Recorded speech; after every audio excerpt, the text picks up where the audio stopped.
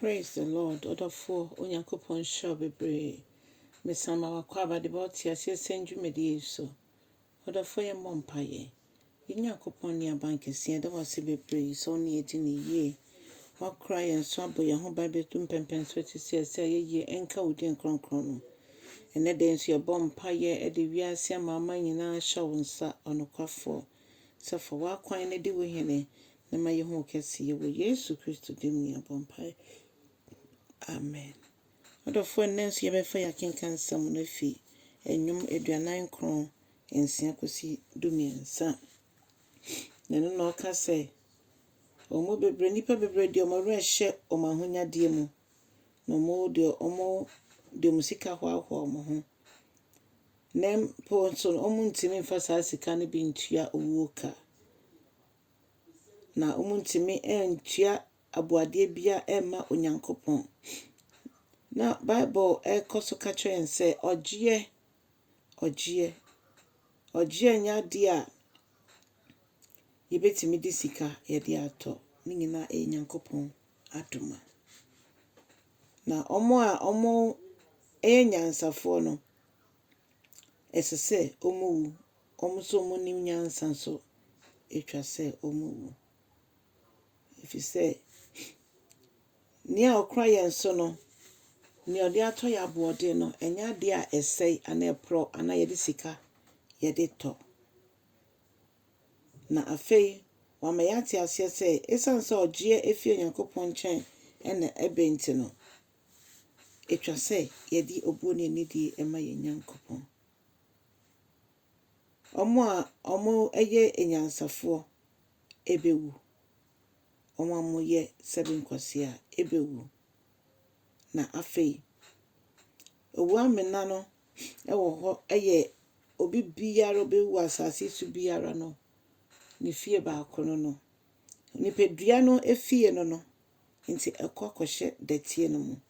na okra ne de eye Onyankopon edia okra no na bekwekogina atemmo mu ede ahye Kristo Yesu di enyonyam na oka say mama kwan mi Onyankopon mama kwan mama bomidin ewo mbiambie nyina hallelujah na nipa betima ye japade bebre na wasese ni nyina ni ebisa say so ye betimi di say japade akọ se bra owo ebefa ye no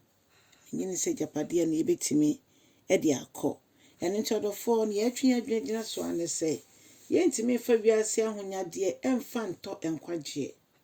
ye ntimi okwan bia so fi say enkwaje eya ade a Yesu Kristo ankasa ode ne mogya no abo afore na onam so de agye mene wo enkwa na ne ni hu ne say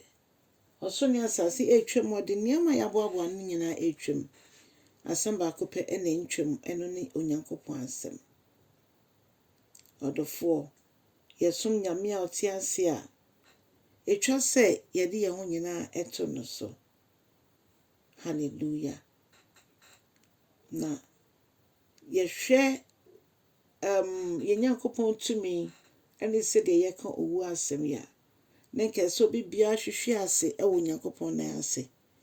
if you say ye beja ejapade we nyina akọ nanka ya dane yakoma nyina merade na de rade peso de ye no ode ye aye yende ye ho biom o yende ye ho biom ayo Onyankopon ena yedi wono asafo rade mo aye no nkra ye so if you say so no ambe mo a nasem ye ntimi nti ase so no ambe mo a ye ne nyina so bia ye gina se ye de bompa ye na ye de age afoforo nso dofo Onyankopon ehia me ne wo se nia apama oni yen apam no ono de ombu na apam so odi so nti yen so ayeye emma no yen ya femu de wa bra yen so ye de ye ho bata Onyankopon adwuma amadaachi bi impenifo ye ni ho a na eye omo ewe chire ena esom omo nyina ewo mutim se ɔmo previous japade a ɛmfom nkosi hwe na nka yɛmɛn so ɛyɛ yam asom Awurade Awurade ɛda wase sɛ wagye yɛ ne efiefo nyinaa nso wobɛkyi obi biara ɛwɔ Jesus Christ dim ɔdɔfoɔ sɛ wonya subscribe bi abɔ mmɔden ne yɛ ne saa wayɛ nso Nyame ɔnhyira wo bebree